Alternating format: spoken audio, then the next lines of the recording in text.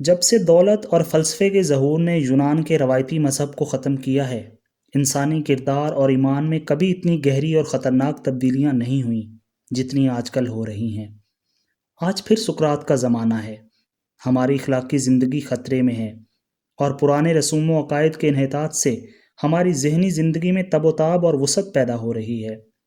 ہمارے خیالات اور اعمال کی بنیاد ندرت اور تجربہ ہے، کوئی بات قطعی طور پر طے شدہ اور یقینی نہیں رہی۔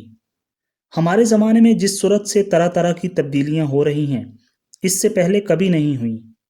ہر چیز بدل گئی ہے، ان اوزاروں سے لے کر جو ہماری مشقت کو پیچیدہ بناتے ہیں، اور ان پہیوں سے لے کر جو ہمیں زمین پر گھمائے پھرتے ہیں، ہمارے جنسی تعلقات کے نت نئے اسالیب اور ہماری روحوں کی المناک حقیقت پسندی تک، ہر چیز بدل رہی ہے۔ زراعت سے صنعت، دیہات سے قصبہ اور قصبے سے شہر کے ارتقاء نے سائنس کے مقام کو بلند تر کر دیا ہے اور فن کی حیثیت کو گرا دیا ہے۔ فکر کو آزادی ملی ہے، ملوکیت اور رئیسیت کا خاتمہ ہوا ہے، جمہوریت اور اشتراکیت نے جنم لیا ہے، عورت کو حریت حاصل ہوئی ہے، شادی کے علائق اور پرانے اخلاقی نظام شکستہ ہو گئے ہیں، اور تعیش کو سکون قلب سے بلند تر مرتبہ حاصل ہوا ہے۔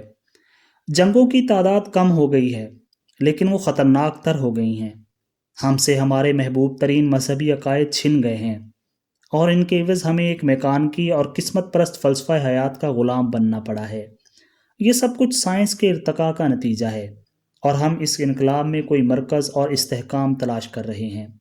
ہر پھلتے پھولتے تمدن میں ایک ایسا زمانہ آتا ہے جب پرانے رجحانات اور عادتیں نئے حالات پر قابو پانے کے لیے ناکافی ثابت ہوتی ہیں، اور قدیم نظام اخلاق زندگی کے اٹل نشو و نما کے بوجھ سے پارا پارا ہو جاتا ہے۔ جب سے ہم نے کارخانوں اور دفتروں کی خاطر کھیتوں اور گھروں کو خیرباد کہا ہے، ہر شعبہ زندگی میں فطری اسالیب، ترتیب و عمل ٹوٹ گئے ہیں۔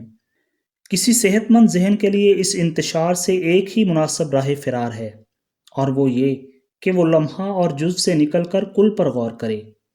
ہماری سب سے بڑی بدنصیبی یہ ہے کہ ہم نے ایک مربوط زاویہ نگاہ کھو دیا ہے۔ زندگی ہمارے لیے اس قدر پیچیدہ اور متحرک ہو گئی ہے کہ ہم اس کی وحدت اور اہمیت کی تھا نہیں لا سکے۔ ہم شہری نہیں رہے، فقط افراد بن کر رہ گئے ہیں۔ ہم ایسے مقاصد سے محروم ہیں جو ہمیں موت سے آگے کی کوئی بات سجھا سکیں۔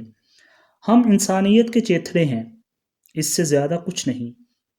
آج ہم میں سے کسی میں یہ ہمت نہیں کہ زندگی کے سارے پہلوؤں کا جائزہ لے سکے۔ تجزیے میں اضافہ ہو رہا ہے، لیکن ترتیب میں کمی۔ ہم ہر شعبے میں ماہرین سے خائف ہیں، اور تحفظ کی خاطر اپنے مخصوص پیشوں کی چار دیواری میں محبوس ہو کر رہ گئے ہیں۔ زندگی کے ڈرامے میں ہر شخص کو اپنا پارٹ تو یاد ہے، لیکن وہ اس کے مطلب سے نابلد ہے۔